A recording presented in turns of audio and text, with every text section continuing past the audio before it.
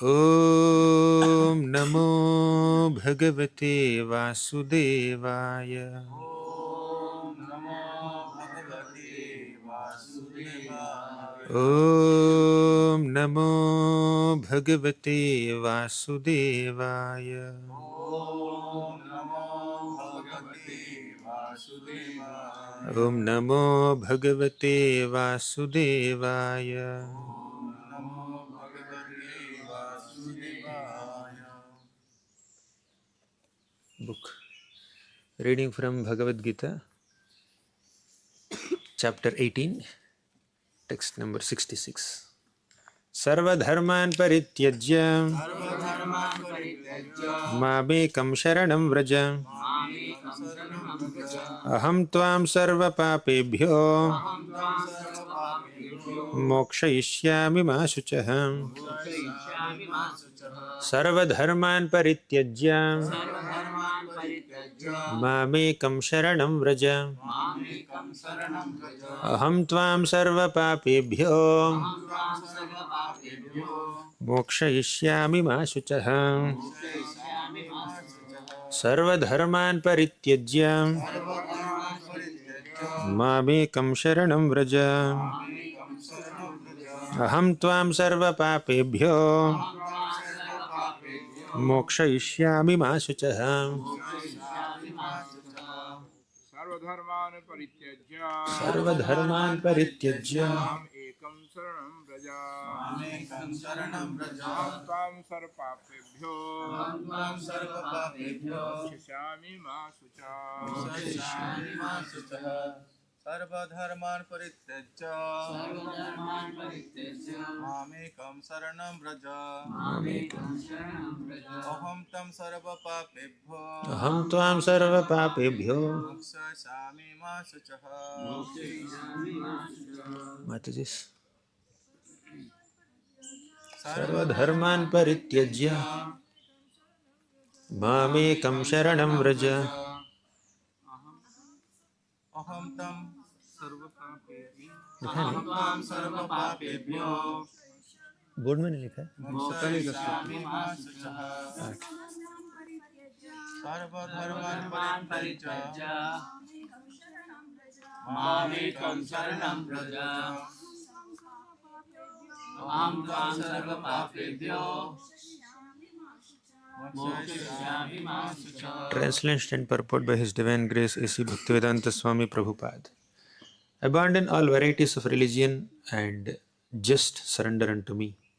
I shall deliver you from all sinful reactions. Do not fear. The Lord has described various kinds of knowledge and processes of religion. Knowledge of the Supreme Brahman, knowledge of the Super Soul, knowledge of the different types or of orders and statuses of social life, knowledge of the renounced order of life, knowledge of non-attachment, sense and mind control, meditation, etc. He has described in so many ways different types of religion. Now, in summarizing Bhagavad-GITA, the Lord says that Arjuna should give up all the processes that have been explained to him. He should simply surrender to Krishna. That surrender will save him from all kinds of sinful reactions, for the Lord personally promises to protect him. In the 7th chapter, it was said that only one who has become free from all sinful reactions can take to the worship of Lord Krishna. Thus, one may think that unless he is free from all sinful reactions, he cannot take to the surrendering process. To such doubts, it is here said that even if one is not free from all sinful reactions, simply by the process of surrendering to Sri Krishna, he is automatically freed. There is no need of strenuous effort to free oneself from sinful reactions. One should unhesitatingly accept Krishna as the supreme savior of all living entities. With faith and love, one should surrender unto him. The process of surrender to Krishna is described in Hari Bhakti Vilas. Anukulyasya sankalpaha pratikulyasya varjanam rakshishyatiti vishvaso goptritvevaranam tatha atmanikshepa karpanye shadvidha sharanagatihi. According to the devotional process, one should simply accept such religious principles that will lead ultimately to the devotional service of the Lord. One may perform a particular occupational duty according to his position in the social order, but if by executing his duty one does not come to the point of Krishna consciousness, all his activities are in vain. Anything that does not lead to the perfectional stage of Krishna consciousness should be avoided. One should be confident that in all circumstances, Krishna will protect him from all difficulties. There is no need of thinking how one should keep the body and soul together. Krishna will see to that. One should always think himself helpless and should consider Krishna the only basis for his progress in life. As soon as one seriously engages himself in devotional service to the Lord in full Krishna consciousness, at once he becomes freed from all contamination of material nature.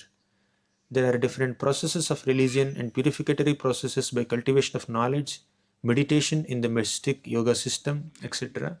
But one who surrenders unto Krishna does not have to execute so many methods. That simple surrender unto Krishna will save him from unnecessarily wasting time. One can thus make all progress at once and be freed from all sinful reactions. One should be attracted by the beautiful vision of Krishna. This name is Krishna, but his name is Krishna, but he's all because he's all attractive. One who becomes attracted by the beautiful, all-powerful, omnipotent vision of Krishna is fortunate. There are different kinds of transcendentalists. Some of them are attached to the impersonal Brahman vision. Some of them are attracted to the super soul features. But one who is attracted to the personal feature of the Supreme Personality of Godhead, and above all, one who is attracted by the Supreme Personality of Godhead, Krishna himself, is the most perfect transcendentalist. In other words, devotional service to Krishna in full consciousness is the most confidential part of knowledge, and this is the essence of the whole Bhagavad-GITA. Karma yogis, empiric philosophers, mystics, and devotees are all transcendentalists, but one who is a pure devotee is the best of all. The particular words used here are ma shuchaha, don't fear, don't hesitate, don't worry, are very significant. One may be perplexed as to how one can give up all kinds of religious forms and simply surrender to Krishna, but such worry is useless.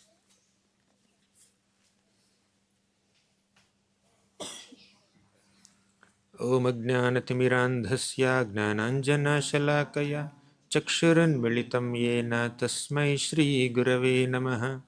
Shri Chaitanya Manobhishtam Sthapitam Yena Bhutale Swayam Rupaha Kadamahyam Dadati Swapadantikam Vandeham Shri Guroh Shri Yuta Padakamalam Shri Gurun Vaishnavamscha Shri Rupam Sagrajatam Sahagana Raghunathanvitam Tam Sajivam Sadvaitam Savadhutam Parijana Sahitam Krishna Chaitanya Devam Shri Radha Krishna Padan Sahagana Lalita Shri Vishakhanvitamscha He Krishna Karuna Sindho Dhinabandho Jagatpate Gopesha Gopika Kanta Radha Kanta Namostute Tapta Kanchana Gaurangi Radhe Vrindavaneshwari Vrishabhano Sute Devi Pranamami Haripriye Vancha Kalpatarubhyascha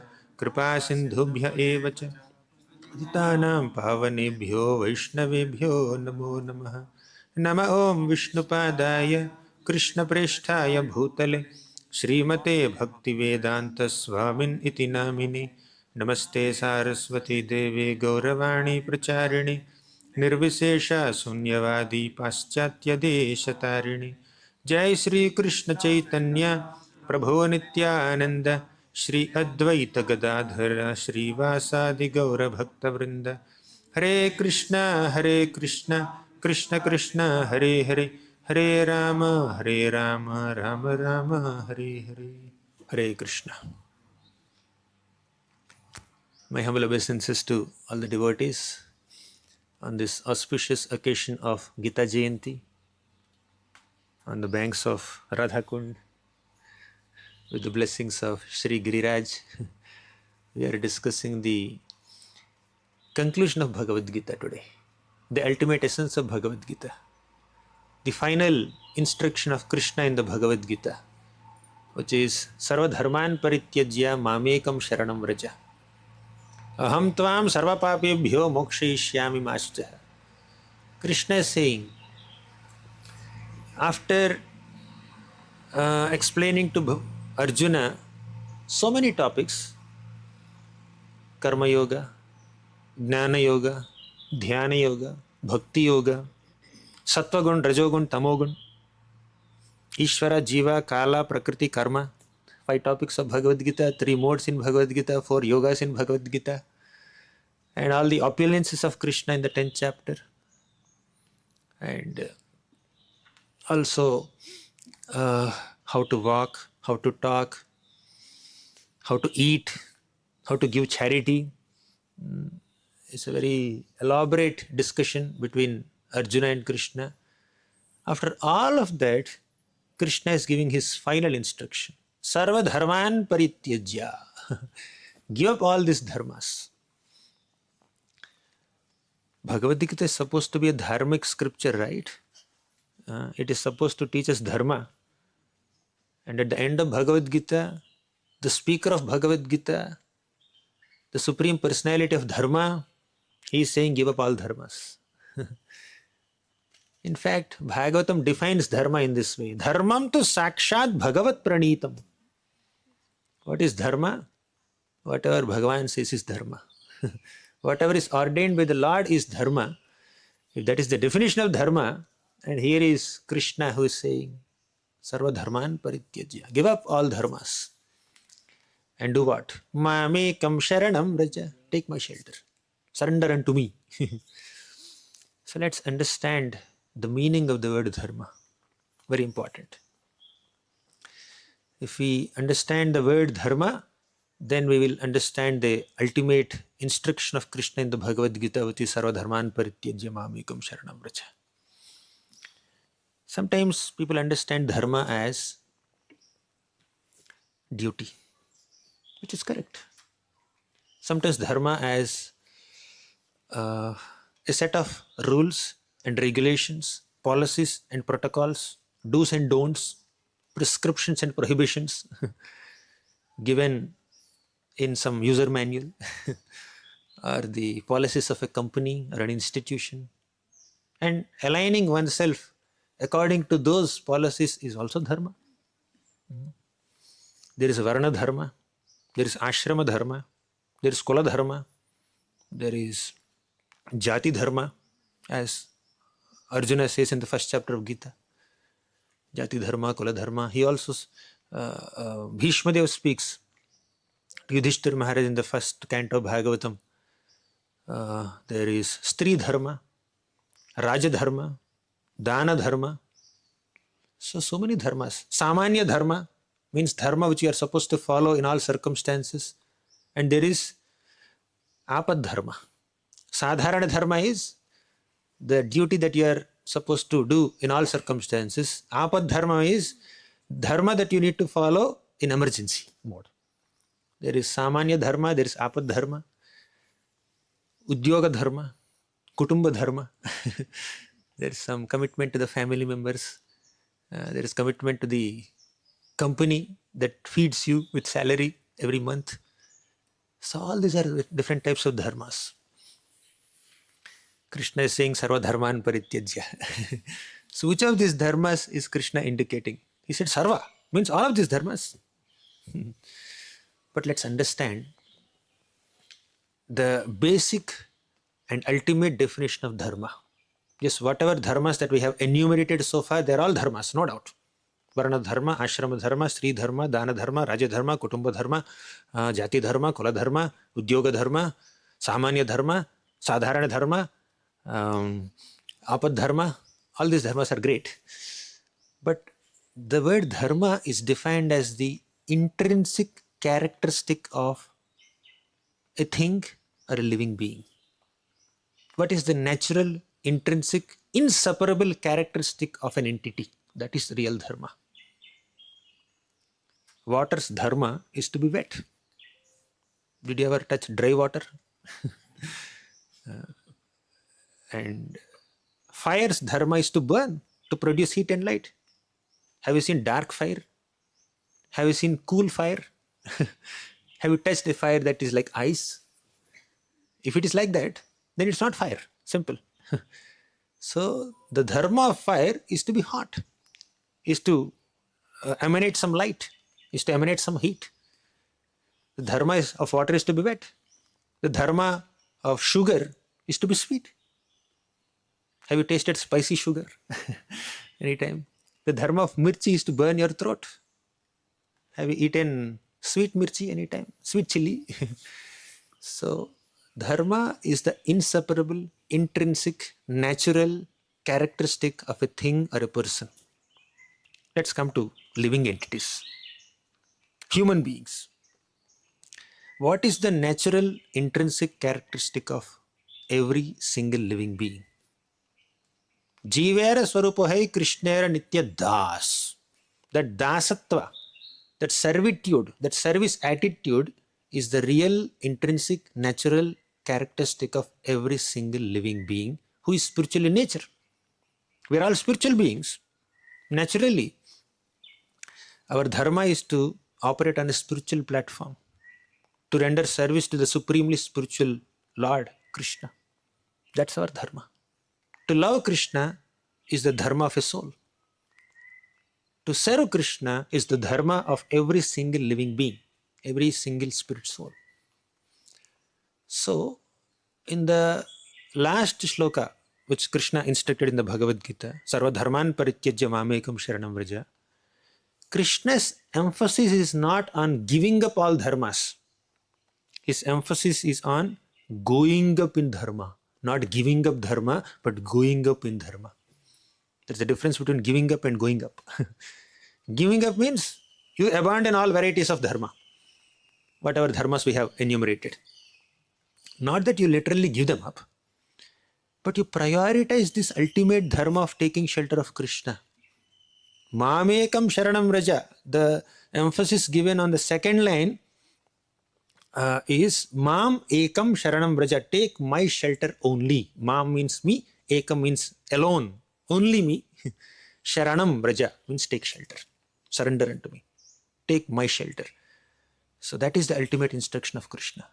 It's not that Krishna is instructing Arjuna only to give up all dharmas. He's saying raise your standard of dharma.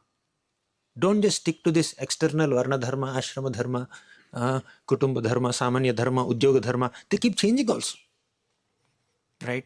The dharma, for example, the dharma of students is to study. But when they become, say, job holders or they become grown up, their dharma is to earn money, maintain their family. If they become teachers, their dharma is to teach. If they become doctors, their dharma is to treat patients. So some dharmas, samanya dharmas, they keep changing according to time, place, circumstances. But what is that eternal dharma, intrinsic characteristic of every single soul that never changes? Saveda dhatuhu padavim parasya duranta viryasya rathanga panehi yo mayaya santataya nuvritya bhajeta tatpada saroja gandham. Saveda dhatuhu padavim parasya. Please understand the padavi, the glory of Krishna, the unsurpassable glory of Krishna. Duranta viryasya rathanga panehi. That rathanga pani, that Lord who holds this chariot wheel in his hand, especially during the battle of Kurukshetra, while charging against Bhishma. So, the glories of that Supreme Lord cannot be understood without bhakti. Duranta viryasya rathanga panehi yo amayaya santataya anuvritya bhajeta tatpada saroja gandham. Who can understand the unsurpassable glories of that rathanga pani Krishna? Three qualities are mentioned. Yo amayaya means without any reservations. Santataya, without any interruptions.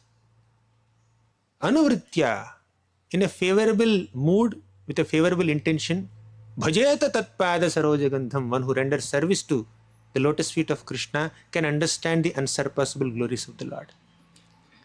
So, when Krishna said in the Bhagavad-GITA, Sarva dharman parityajya mamekam sharanam vraja, the emphasis is not on giving up dharma, but going up in dharma, raising the standard of dharma, and the highest standard of dharma is mamekam sharanam vraja. Taking shelter of Krishna, surrendering unto Krishna, and rendering service to him without any interruptions, without any motivations, without any reservations, with a favorable intent, is the highest standard of dharma. You come to this level.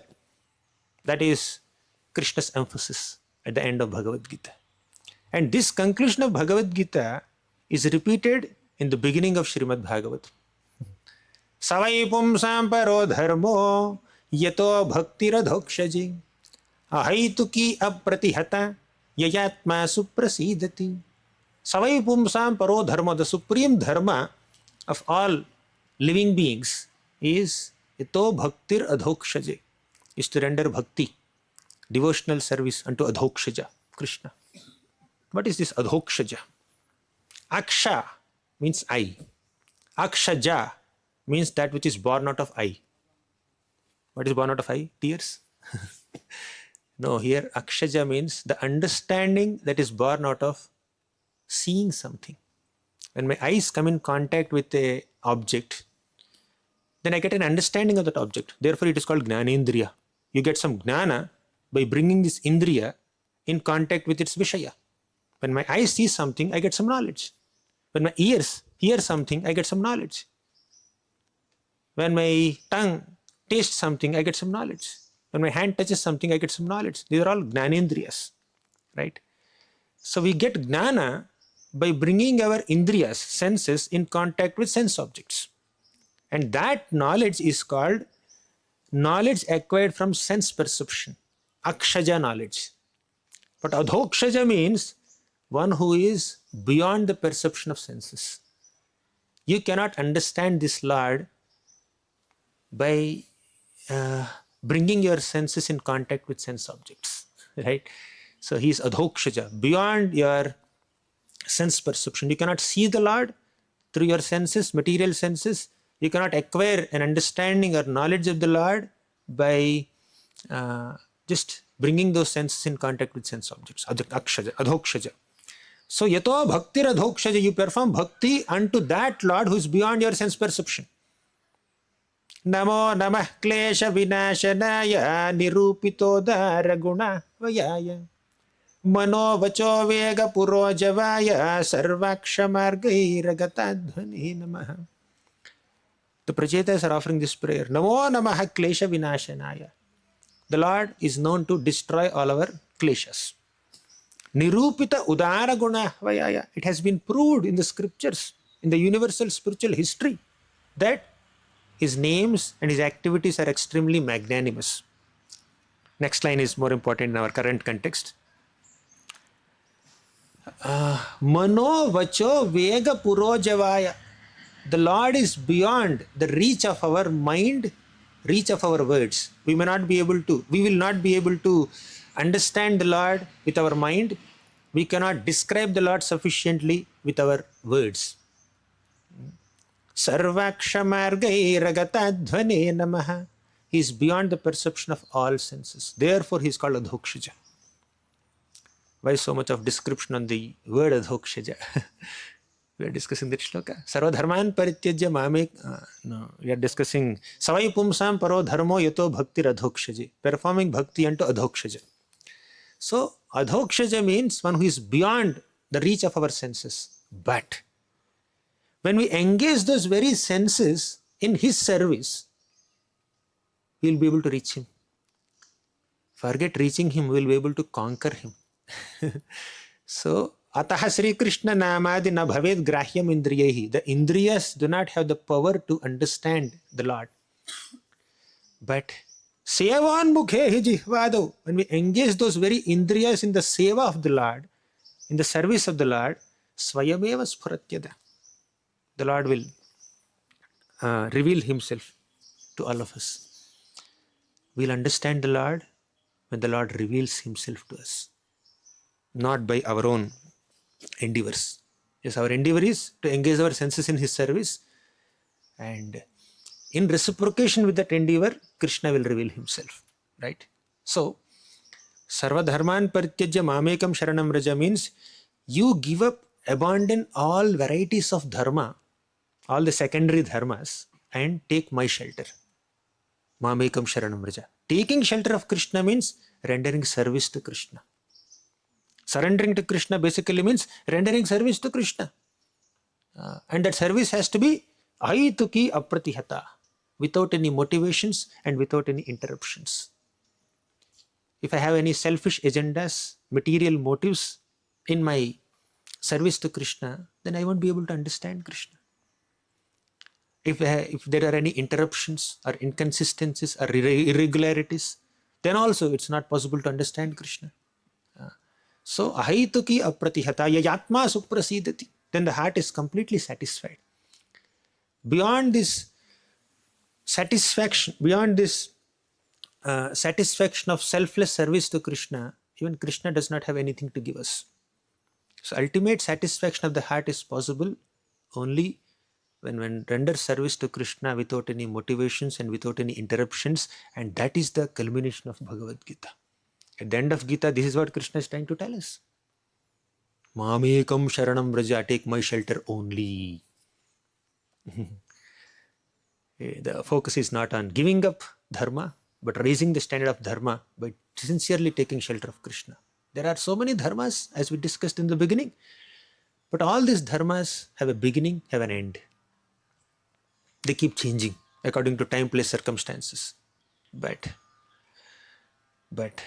the ultimate dharma of rendering service to Krishna, loving Krishna, will never change. Life after life.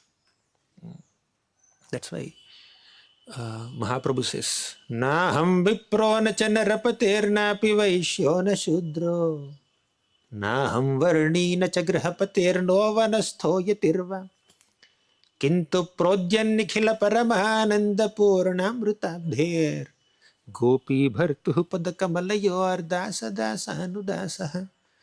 I am not a Brahmana, I am not a Kshatriya, I am not a Vaishya, I am not a Shudra.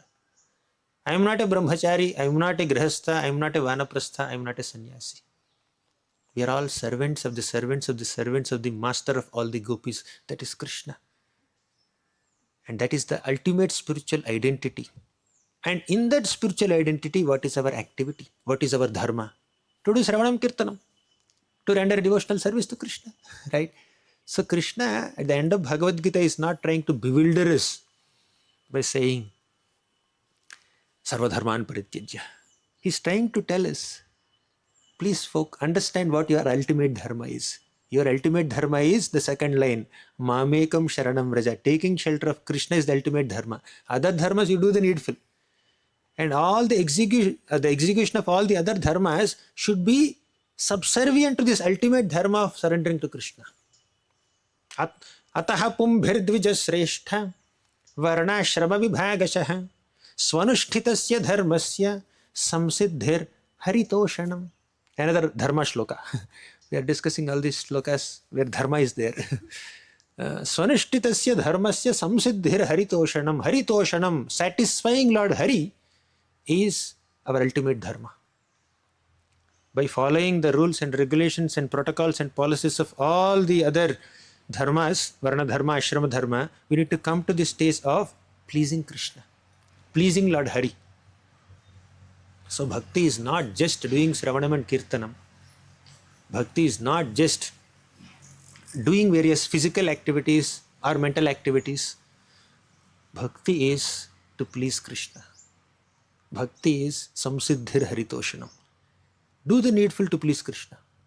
Sometimes pleasing Krishna means to come out of our comfort zone and do something against our desire for Krishna's pleasure, for Guru's pleasure. But sometimes pleasing Krishna could also mean just worshipping, offering some arti. So according to the time, place and circumstances, we need to do the needful to please Krishna. Samsiddhir haritoshanam. If that intent is there, then all the other dharmas that we are following, varna dharma, ashrama dharma, kutumba dharma, samanya dharma, udyoga dharma, dana dharma, raja dharma, all these are justified. If that hamsiddhi haritoshnam is kept aside and just and one is sincerely following the external duties, then it takes us nowhere. And Bhagavatam strictly even describes that shrama eva hi kevalam. Right? It is only shrama eva hi kevalam. Of course, we value and we respect those who are sincerely doing whatever they are supposed to be doing in a particular role and responsibility. That sincerity is very good.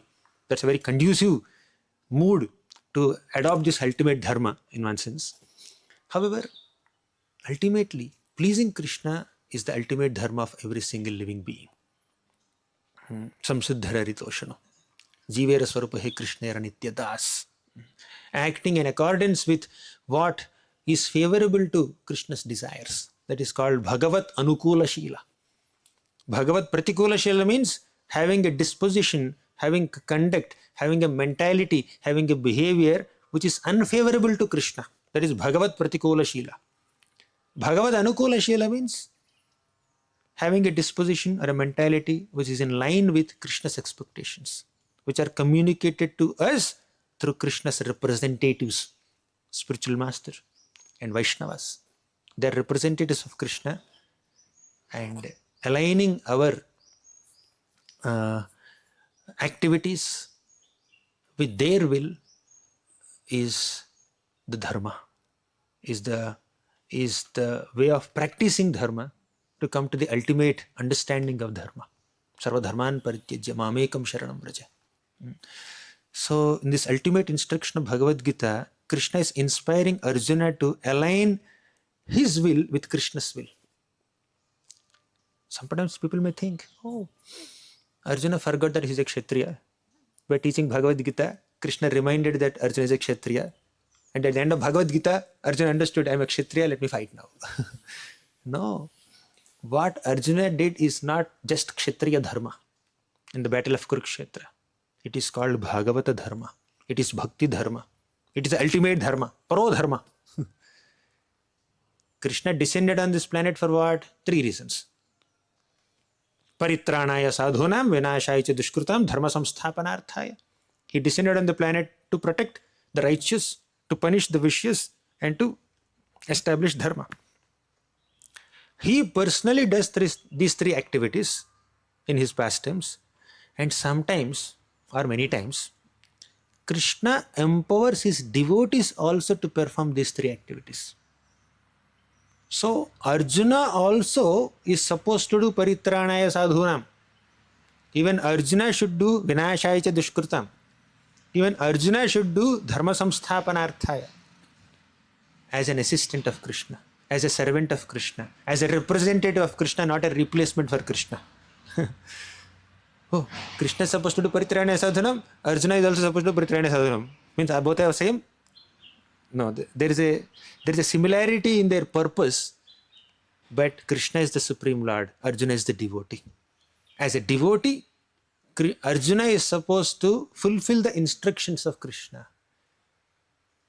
As a devotee of Krishna, Arjuna is supposed to align his will with Krishna's will in the mode of a servant, in the mode of a representative. Oh, Krishna expects me to do this vinashaya cha dushkrutam now. So far he has done. Now he took the role of a chariot driver. He wants us to do. Right? So he was doing paritranaya sadhunam till now. Now he said, I will not touch a weapon. Let me do paritranaya sadhunam now. Under his authorization, as his representative, as his servant, as his devotee. This is the dharma that Arjuna understood. When Krishna said, Sarva dharman parityajya mamekam sharanam vraja, Arjuna took shelter of Krishna and executed the will and wish of Krishna. This is the ultimate concluding message of Bhagavad-Gita. So let us identify ourselves as servants of Krishna, representatives of Krishna, and prioritize our relationship with Krishna, prioritize our service to Krishna and his representatives in comparison to all the other so-called dharmas that we have. That's the message of Gita here. Arjuna is the direct example. He kept aside his emotions, he kept aside his expectations, and he came to fulfill Krishna's wish. Oh, you want me to fight? I'll fight. With my grandfather, I'll fight. With my teacher, I'll fight. With my brothers and cousins, I will fight. Like, you see, the Dvijapatnis, as Patnis of these Brahmanas, they're supposed to follow the instructions of their husbands. And the husbands are, traditionally, the husbands are into karmakandic sacrifices. And they did not even bother to give any charity to Krishna's friends, the Gopas. But these Dvijapatnis, Brahmana Patnis, did not follow the example of their husbands. When the boys came to these ladies, they gave charity to this boy. Not only giving charity, they personally took all these eatables and they accompanied the boys and went all the way to the forest to meet Krishna and offer everything to Krishna. Can you just imagine? They abandoned their karmakandic husbands to take shelter of Krishna. And of course, Krishna later said, please go back. I'll change their minds. They will accept you. Don't worry. And we have the example of Rukmini Devi. Her father, Bhishmaka, arranged her marriage with Shishupal. He is not personally excited with getting his daughter Rukmini marrying Shishupal, but Rukmi, her brother, is pushing the father also, Bhishmaka also. Somehow, her older brother and father are making arrangements for her marriage with Shishupal. But she wrote a letter to Krishna. Shatva Gunan Bhavana Sundara Shanvatam Te Nirvishta Karna Vivara Irharatam Gatapam. So she wrote a letter, Rukmini's love letter, to Krishna, and this Brahmana went and gave it to Krishna, and Krishna personally came and kidnapped Mother Rukmini and married her in Dwaraka. She crossed that boundary of obedience to her father, her brother, elder brother, right? And she boldly surrendered to Krishna. She took shelter of Krishna, just like the Dvijapatnis also did. Similarly, we have the example of Prahlad Maharaj. His father, who is the king of all the three worlds, is ordering that you should give up Hari Bhakti. You should chant Hiranyakashipu. Hiranyakashipu's name, not Hari Hari. But he did not listen only. He never disrespected Hiranyakashipu, but he never cooperated with the philosophy of Hiranyakashipu. He never agreed with Hiranyakashipu. He disagreed without disrespect, and he continued his Hari Bhakti. Right?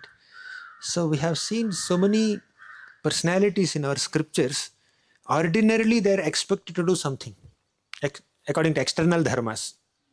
A son is supposed to be obedient to the father, right? That's a Vedic culture. But this son Prahlad is not obedient to his father at all. Respectful, but he's in his own world. He has his own priorities. He has his own preferences in life. Not accepting the instructions of his father, right? Because for him, his dharma to Krishna is a priority more than his dharma to his father, right? Similarly, for Arjuna, his dharma towards Krishna is his priority in comparison to his kutumba dharma, in comparison to his emotional bonding with his relatives, with his grandfather, with his cousins, with his family members, right? Even if they're family members, if they stand against dharma, I must oppose them. Because Krishna is the supreme personality of dharma and is guiding me to fight against my own relatives, let me do it. The gopis, ultimate surrender. Pati sutanvayat bhratrubandhava ativilanghyati achyutagata gativirastavo udgita mohita kitavayoshitaha kastyaje nishi. They have given up everything, all their brothers and husbands and everything, and they came to take shelter of Krishna. So, of course, these are all very extreme examples. For example, Bali Maharaj.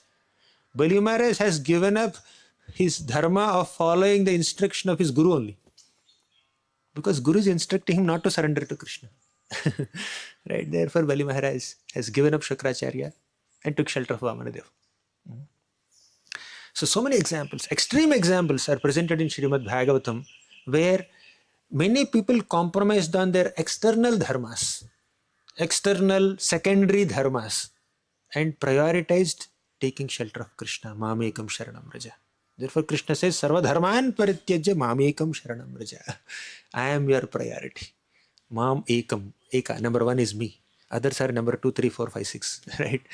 So if others come above Krishna, then we are not following the ultimate instruction of Bhagavad-Gita. So what needs to be prioritized is surrender to Krishna, right? And that surrender to Krishna, how is it practiced? Now we saw some very extreme examples from Bhagavatam: Bali Maharaj, the gopis, Rukmini Devi, Brahmana Patnis, Arjuna, Prahlad Maharaj, very exalted and elevated examples. But how do we practice this principle of Sharanagati, principle of Mamekam Sharanam Vraja? Prabhupada quotes 6 symptoms of surrender from Hari Bhakti Vilas.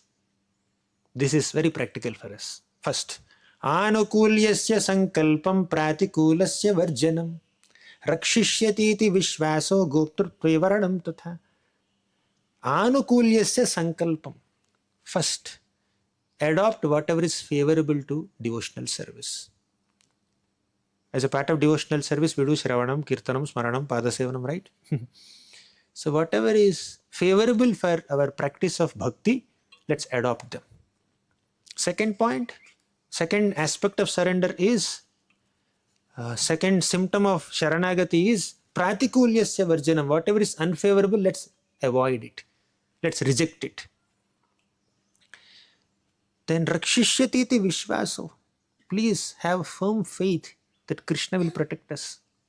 Krishna is our ultimate protector. He is our master. He is the supreme protector. When every single force in the entire creation fails to protect us, Krishna is there to protect us. The other day we were discussing Gajendra's prayers. Madrik prapanna pashupasha vimokshanaya. Krishna is the ultimate protector because he has the capacity to protect us. He has the compassion to protect us. And is cognizant, is aware of what's happening with us. He knows exactly our moods, our needs, and our deeds, and he can offer protection. This faith in Krishna's protection is another symptom of surrender. First, Anukulyasya Sankalpam. Second, Pratikulyasya Varjanam. Adopting whatever is favorable to bhakti, avoiding whatever is unfavorable to bhakti, and having firm faith that Krishna is our protector. Rakshishyatiti Vishvaso. Goptrutve Varanam Tatha. This is also similar to the third symptom. Means having complete faith that Krishna is our protector and I have no other protector. No one else can protect me like Krishna. Atmanikshepa Karpanye. Atmanikshepa means I am incapable of doing anything. The other day, one of our senior devotees was quoting His Holiness Radhana Swami Maharaj and defining what is humility. What is humility? I was nothing, I am nothing, I will be nothing, and Krishna is everything. That is the definition of humility. To always be in this mode is exhibiting the mode of humility. Atmanikshepa Karpanya means I am not having the capacity to protect myself. Karpanya, I am so fallen, I am so lowly, I am not qualified to do anything. I am not better than anyone else in the entire creation. So that kind of mood is humility. That's another symptom of Sharanagati. In short, adopting whatever is favorable for bhakti, avoiding whatever is unfavorable for bhakti, and having firm faith that Krishna is the Supreme Lord, and maintaining a humble disposition, Tranadapi Sunichena Tarorapi Sahishnuna, that is the way of practicing Sharanagati. Mamekam Sharanam Vraja. How do we implement this principle at our level? Following these things. Whatever is favorable for our sadhana, let's accept it. Whatever is unfavorable, let's reject that. Right? Let's not reject based on vairagya. Let's reject based on bhakti. The intent of rejection should not, the inspiration for rejection is not vairagya. The inspiration for rejection is bhakti. What's the difference? Vairagya is detachment and bhakti is devotion. Sometimes a devotee may accept something which a traditional sadhu may feel that we should not accept it. A devotee may accept this if it is favorable to bhakti. There are 4 types of vairagyas. All of us know. One is smashana vairagya. Somebody goes to smashan. Somebody goes to a crematorium. He sees a dead body being burnt. And he understands this person is so accomplished. He has done so many things in life. And now his body is being burnt to ashes here. What's the point of acquiring so much in my life? What's the point of accomplishing many things in my life? Ultimately, my body also will be burned there. So there's some feeling of vairagya that appears in the heart of someone who just visited crematorium. But as soon as they come out of the crematorium, they take a bath, all that vairagya is washed away. That is called smashana vairagya. they are detached from the detached spirit, which momentarily appeared in their mind when they were in crematorium. Right? That is smashana vairagya. Second is falgu vairagya, useless renunciation. Third is markata vairagya, monkey renunciation. Monkey renunciation means apparently monkey is very renounced, eating vegetarian food, not even wearing clothes, living on trees, living in forest, no permanent residence, moving here and there, eating whatever is available. But very committed to sense gratification multiple times in a day. That is called markata vairagya. Then falgu vairagya is prapanchikataya buddhya hari sambandhi vastunah mumukshubhir parityago vairagyam falgu kathyate. Thinking that things are material, a devotee, a person gives up attachment to those things. Although those things can be utilized in Krishna consciousness. Hari sambandhi vastunah. They are vastus, they are objects that can be effectively utilized in Krishna's seva. Right? But still, by prioritizing detachment, vairagya, this person gives them up. That can be utilized in Krishna service. No, I am not attached to it. I don't want it. Wealth, you can use it in Krishna service. No, I will not touch money. So whatever may be the opulence, wealth or fame or whatever, devotee utilizes all of them in Krishna service. That is called yukta vairagya. Opposite to that is falgu vairagya. So out of these 4 vairagyas, first 3 we don't want to accept. Markata vairagya, smashana vairagya, falgu vairagya. But last one, which is yukta vairagya, is favorable to bhakti.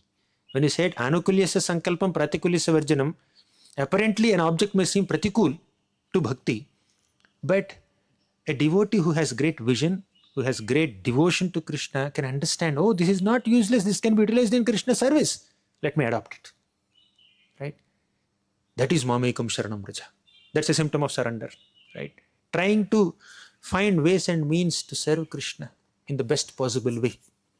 Sometimes they may be a little innovative or unconventional ways also. One has to protect oneself from distractions. At the same time, one should not miss opportunities and chances to utilize everything in Krishna's service as much as humanly possible, according to one's bandwidth. Of course, under the guidance of Guru, Sadhu and Shastra. Right? This is mamekam sharanam vraja. And if we do so, in the last 3 minutes, we'll discuss the last 2 lines of the shloka. We discussed the first 2 lines of the shloka for 50 minutes. Last 2 lines. Aham tvam sarva papebhyo mokshayishyami. Ma shuchaha, don't worry. I will relieve you from all sinful reactions, Krishna says. But by sincerely taking shelter of Krishna, the result is not just relief from sinful reactions. The result is Krishna prema. Result is deep satisfaction of heart. We discussed, right? Sarvadharma, savai pumsam paro dharmo yato bhakti radhokshaje ahituki apratihata yayatma suprasidati. That suprasidati, atma suprasidati, complete satisfaction of the heart is the ultimate result of Krishna bhakti, surrendering to Krishna. Will be completely satisfied. Heart is completely satisfied. Samsiddhir haritoshanam. When we endeavor to satisfy Krishna by engaging our senses in Krishna's service, that is the way of satisfying ourselves. We cannot satisfy ourselves in any other material ways. We need to satisfy ourselves in this prescribed spiritual way of trying to satisfy Krishna. Right? That is the purport of Mamekam Sharanam Vraja. And just relief from sinful reactions is just a byproduct. It will automatically happen. As Kunti Mata says, Bhavesmin klishya mananam avidya kama karma bhi shravana smaranarhani karishyan iti kechana. Why people are suffering in this world? Avidya, ignorance. Because of avidya, there is kama, material desire. Because of kama, there is karma, material action. And because of karma, there is klesha, material reaction, which is in the form of suffering for sinful activities. When Krishna said, Aham tvam sarva papebhyo mokshayishyami, he is promising that I will relieve you from all sinful reactions by relieving you from sinful actions. And by relieving you from sinful desires that prompt you to perform sinful actions. And by relieving you from ignorance that prompts material desires in you. You see, there is a root. Sinful reaction in the form of suffering is a product of sinful action. And sinful action is a product of sinful desire. And sinful desire is a product of ignorance. And by taking shelter of Krishna, ignorance is destroyed. When ignorance is destroyed, ignorance means ignorance of our spiritual identity, ignorance of our original spiritual position as servants of Krishna. When you take shelter of Krishna, you are identifying yourself as servant of Krishna. So when you identify yourself as a servant of Krishna, your desires will be spiritual, your actions will be spiritual, the reactions will be spiritual. But when we identify ourselves other than servants of Krishna, something other than servants of Krishna, our desires will be sinful, actions will be sinful, reactions will be sinful. When Krishna said, I will protect you from sinful reactions, he is protecting us from sinful actions. He is protecting us from sinful desires. He is protecting us from ignorance of our spiritual identity. So, that's why Kunti Maharani says, Avidya kama karma bhi shravana smaranarhani karishyan iti kechana. Shravana and smarana and arhana. Shravana means hearing about Krishna. Smarana is remembering Krishna. Arhana means worshipping Krishna. All these are aspects of bhakti. By taking shelter of the process of bhakti, we transcend all sinful reactions and actions and desires. That's a perspective of Sarva Dharman Parityajya, the concluding shloka of Bhagavad-Gita. So with this, we'll conclude. Happy Gita Jayanti. Hare Krishna. Srimad Bhagavad-Gita ki jai, Srila Prabhupada ki jai. Any questions or comments? Okay. Hare Krishna.